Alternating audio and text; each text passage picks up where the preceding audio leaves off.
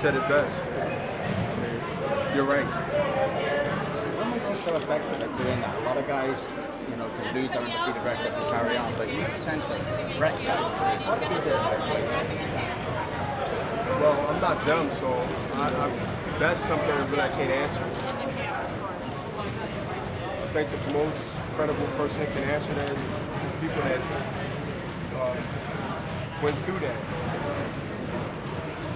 I'm fortunate to have a long line of people that went through that, but I honestly couldn't answer. I've really never been in that position, good or bad.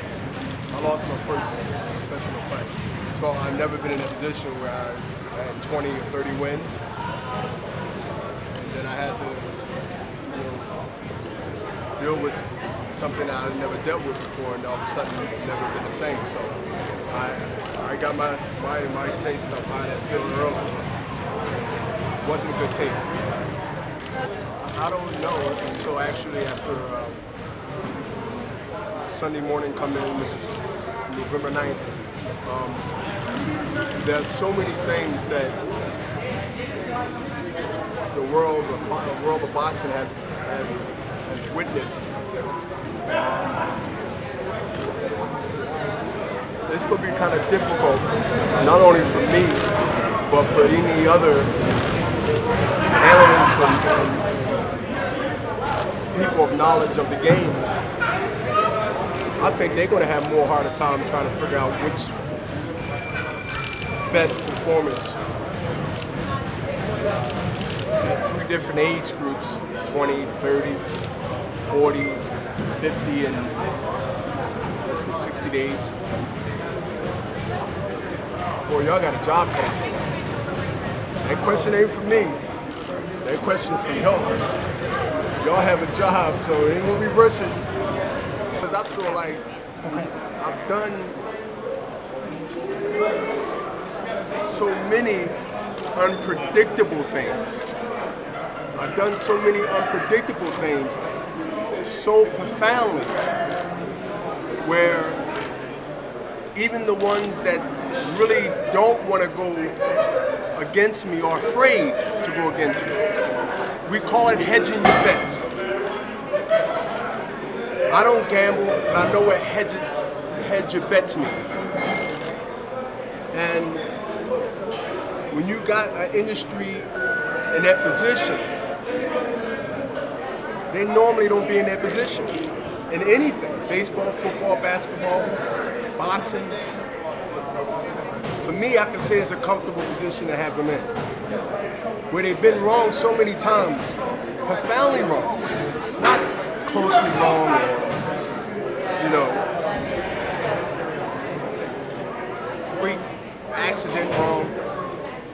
But they've been profoundly wrong on fights that I had no chance.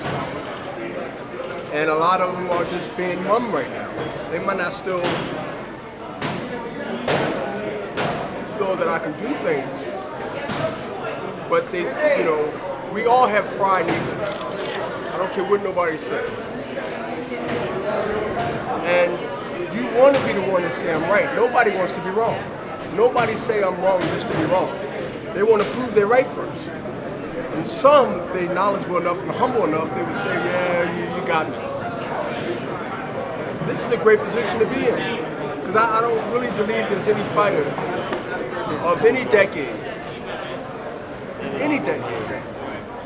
can be in that position of luxury that I've enjoyed for many years. Who I wanted to destroy in and out of the ring. And I accomplished both. See, because I'm not God, but I know who's on my side. And I would go against anybody with that partner that I got that ride with me. Because I wasn't wrong. It's right. And I took his career that night in AC. And he ain't the only fighter that even if he snuck by the written of the pen on the scorecards, there's a few fighters y'all know won the same after that. So My father is punishing me.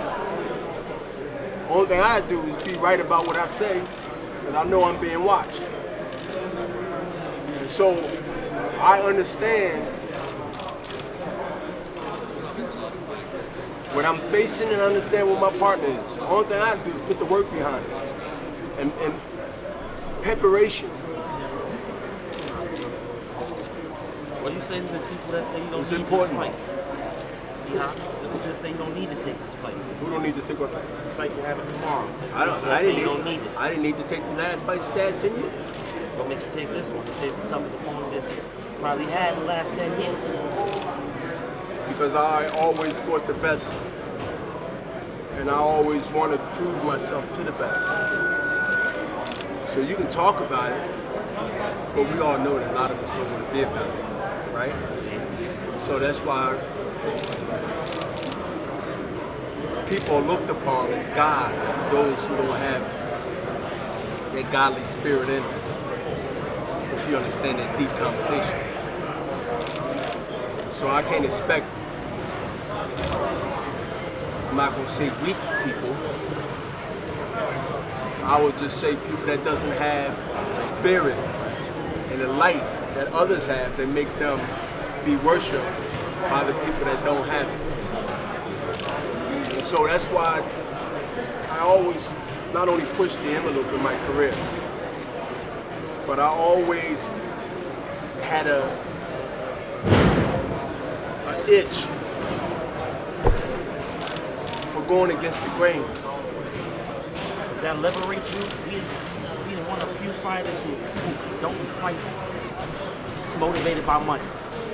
Because most fighters do. At this point, you fight motivated by, I guess, the ghosts of the past that you're chasing, and the records you're chasing, and the accomplishment you have. Most guys. You said I'm chasing. They look like they're chasing me. See,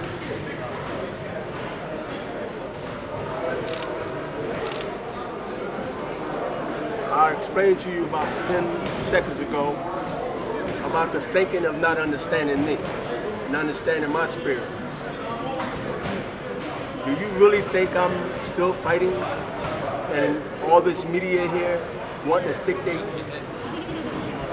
quarters in my face to say I'm chasing, as you said, your words was, chasing a ghost.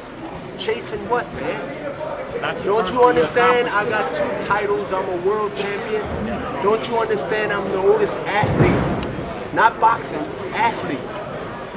Nobody born in 1965. So what is up? I'm just going by what you said. So what I'm chasing? You know,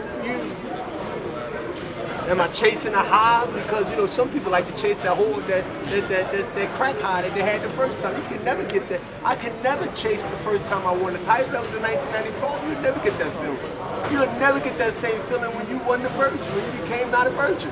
What are you talking about? See, you went to college?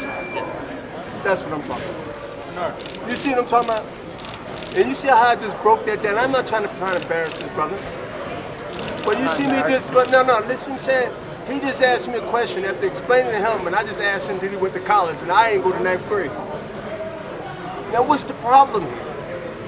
For me to be able to break that down and explain to him like I'm his professor, and he got a degree. But the point is this, the degree is good to have, right? But if you don't use it, it's not shit. He didn't use it. And so when you don't use it, guys like me, guys like Jay-Z, guys like 50 Cent, guys like people that the industry look at, business-wise, in corporate America, Wall Street, whatever, and say, how did he become that powerful and rich? Because guys that they call bookworms, right? They left the common sense, which they forget after they get all that ill, right? We call it ill knowledge, right? They forget the basic fundamentals of what? Enjoy why you can see me now, and stop complaining. See, because when you complain about something that you don't see 10, 15, 20 years ago, know what you'll say? Man, I remember this, I remember that. So what you should do is, my opinion, so this is just, I would love to see the great Michael Jordan and Julius Erving of their older days when they played, younger days. But they gone, right? Yeah, we got some replacements, some great ones. But you will never see them in that form. Look at me as that form. Look at me as something you could say to yourself, it's like, you know what? Damn, man, I'm 45. I'm 42. I'm 39. I'm 25, and I want to eat right, live right, and I want to have the master craft so I can take less punches and not be talking punch drunk and looking stupid and face all cut up. Why y'all humans don't take none of that ill from what you see in front of you in your presence? Schooled you. Now you have your degree. No. Get the towel. PhD.